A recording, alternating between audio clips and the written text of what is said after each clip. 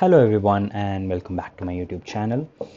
This is an ongoing series on RAG where we're learning to build and optimize RAG workflows with LangGraph. And like I mentioned in my previous video, uh, although we will build these workflows with LangGraph, I do spend a good amount of time explaining the theory and the working behind each workflow. So it's worth learning and understanding them. And you could adapt them to any specific tool or framework of your choice, right? It's not necessarily limited to LangGraph. So with that, let's dive into today's topic. So far we looked at ways to optimize a query and ways to enrich our context. If we look at the components, we looked at query optimizations and the context enrichment. Now, eventually, all of this leads to better retrieval, right? So, why not look at some techniques or workflows that will help us retrieve accurate documents from your vector store for a given user query? So, the workflow we'll look at, or the technique we'll look at today, is called as reranking. And this is a very popular and common technique that's pretty much used in most racks for better retrieval. And let's see how it works, right? So let's say we have our vector store, and these are nicely chunked using some context enrichment or whatever from the techniques that we discussed previously. So let's say these are nicely chunked now. Now we have our user query. Usually what happens is this user query does a similarity score over these documents, and those documents are picked, right? So let's say the LLM says, hey, this is a highly similar, has high similarity score, and maybe this document is, maybe this is, and finally this. So when we pick the top k documents, let's say 4 in this case, these 4 documents are picked. But having a high similarity score need not necessarily mean a high relevancy. Let's say the question here is what is the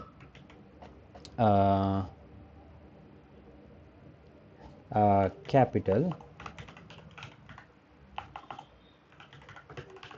of India, right? Maybe this document says the capital of India is a very hot place, right? And maybe this document it says the capital of India is densely, am I right in the spelling? Not sure, but okay, is densely populated. And maybe the third document says Delhi, India's capital, is in the northern part of the country, right? Now you would understand the answer to this question lies in this particular document, right? But when you do a similarity score, you see capital of India, there are like 3 keywords here: capital of India, capital of India. So when you do a similarity score, these are the 2 documents that's picked up first, right? And this is then picked up. So what's essentially happening is when you pass on these documents to the LLM, well, in this case, shorter documents, shorter context, it can pick up. But when you look at larger documents, right, when the chunk size is 500 or 1000, and we're simply doing a similarity score, it might not be a good indicative of actual relevancy. So that is why, so what happens is after you pick up these documents, right, you're going to merge them in a sequence. So your actual useful piece of information is somewhere down the order, right? So what we want to do is re-rank them based on relevancy. So the sort of first retrieval that happens is why am I getting confused for the color? Let's go with this. Yeah. The first retrieval that happens is based on similarity score. We then use an LLM where we pass in each of this document, right? Each of this document along with your user query to re-rank them. right, based on relevancy. So now it will give you a different sequence in this order. So let's say in our case number 3 would be at the top, number 1 could be top, the second 2, and let's say 4. So this would probably be the correct order of joining the context. We join them and then pass it on for our augmentation and generation step, right? So retrieval, re-rank, augmentation and generation. Now we could always retrieve a large number of these documents and limit them to only top 3 or 4 in the next stage. So let's say here we could retrieve maybe, let's say, 6 or 8 documents, right?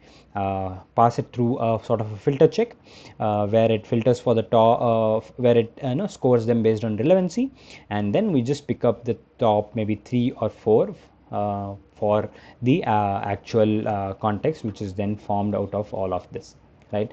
So that in essence is what re-ranking is.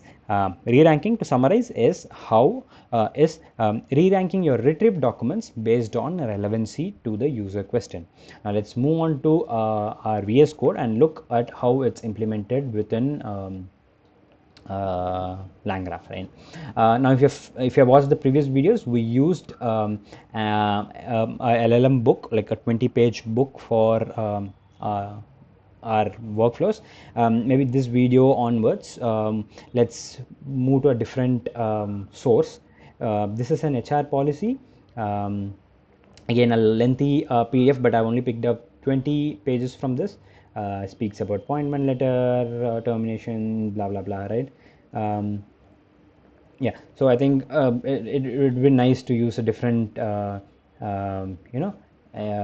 source to get our workflows tested. Yeah, so with that, let's see how we work through this. Same, import the necessary libraries, define the embeddings, re-ranking is same.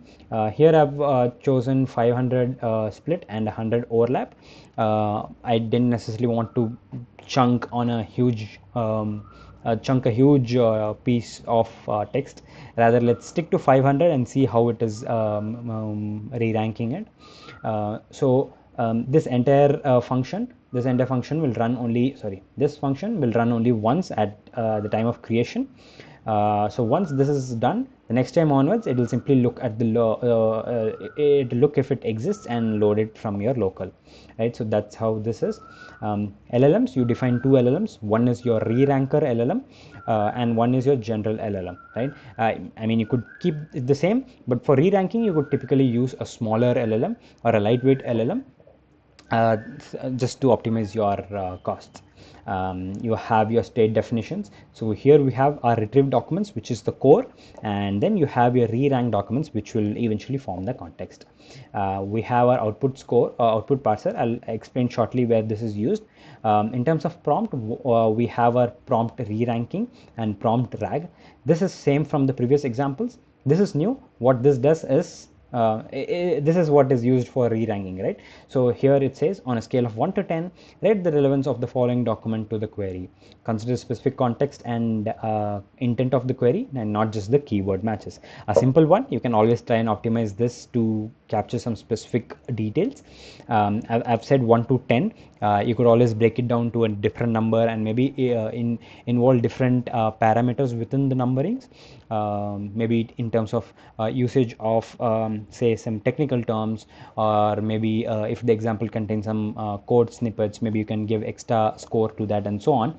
Here we'll keep it simple, just 1 to 10 score. We pass in the query and we pass in the document itself, and here I have something called as format instructions. Now since LLM is non-deterministic, I might not necessarily get the answer as a single integer. So that's where we use something called as an output parser. This is within LangGraph, of course. We define the variable, and like score is the variable, and we define the type, give it some description, and define this re-rank parser. Now this is passed as your partial instructions, so that every time this runs, the instructions are passed on. Right now, what are these instructions for this? I'll show it to you in a bit, where when we look at the run in LangSmith, but essentially it has its own instructions for formatting, right? So that we get the final answer just as a single string. Just as a single int number, right? And then we have our nodes. If you remember, we have 4 nodes. The retrieval is basically the same. We are retrieving 6 documents here, and then we have our re-rank node. So what this does is you take in the user query from the initial input. Docs is from the retrieved docs. We just create a list of scored documents. It looks at each document, first formats the user query and the page content onto this prompt, and then this prompt is invoked. So I have this reranker LLM right from here. That LLM is invoked upon this prompt. This is then passed on to the reranker parser to parse the output and enforce strict outputs. And finally, the document is appended with the parser, with the parsed score and the actual document. This is then sorted, and finally we pick the top 4 documents that have high relevancy. Augmentation is the same, and finally the generation is same, but here we'll use the other LLM, like a more powerful LLM. The graph definition and the nodes are quite linear, and here let's test out a question. So the question is this appointment letter is the appointment letter given after the probation period, right? I'm going to test this. Meanwhile, I'll show you where this content exists within our PDF. So here, all newly appointed regular employees shall be on probation period for 6 months. So it has some details about probation here, right? But the actual appointment letter details are given here. Appointment letter will only be given to successful candidates after receipt of all documents and verification as stated above, right? So as you remember, my keywords here includes things like appointment letter and probation period, right? So if you see a probation period for new appointment entries, so this particular chunk has more keywords relevancy, right? So I am speaking about probation, but that's not necessarily the context here, right? It's just a question. So what I'm trying to tell is this piece of information should be prioritized, right? And let's see underlying how this is done.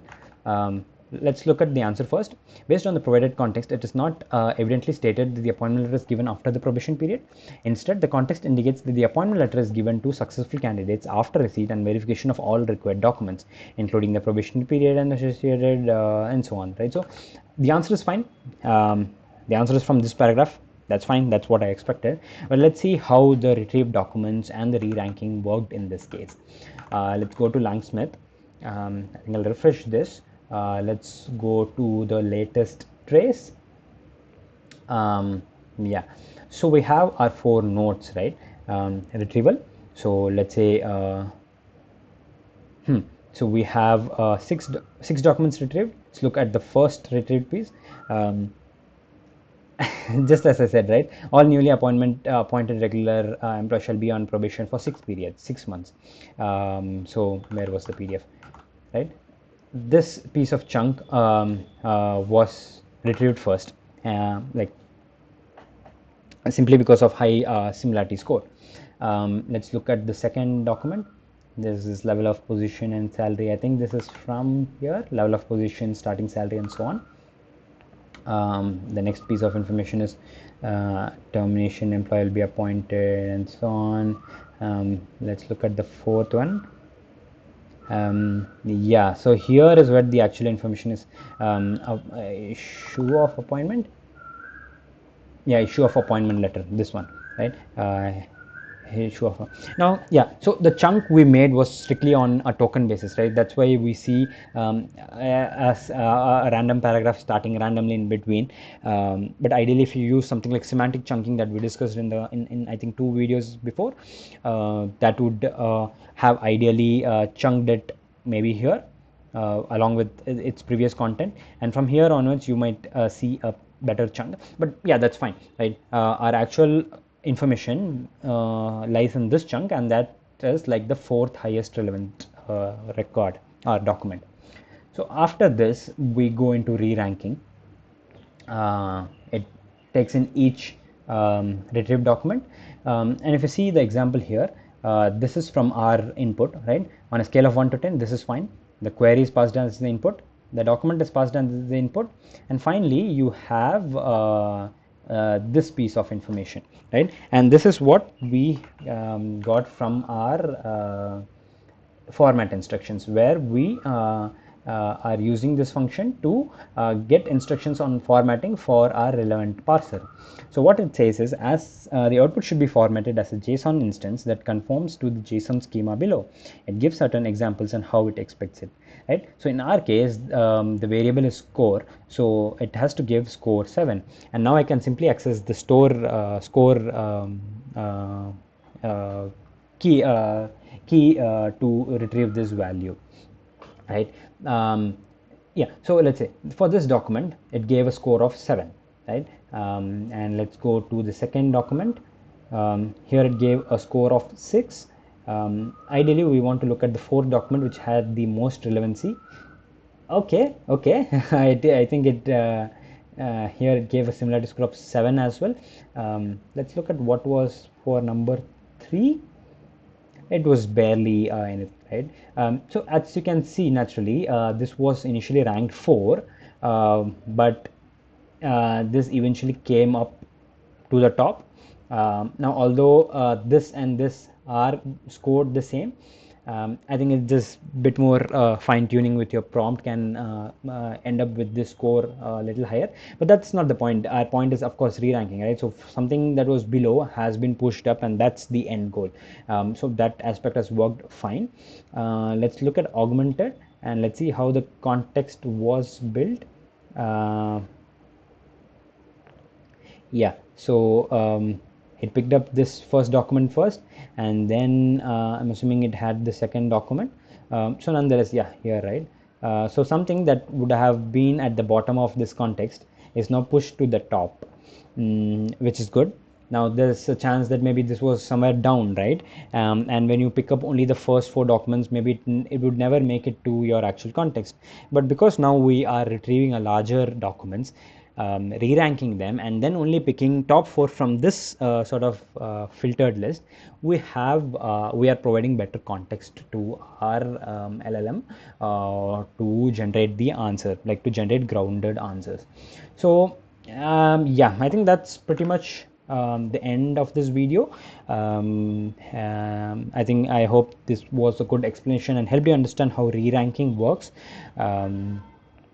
Yeah, do let me know how you're finding the series in the comments below. I'm happy to help you with any questions. I'm active on LinkedIn, so do reach out to me there if you need anything. Next video we'll look at a different technique within retrieval enhancement. Until then, thank you and see you.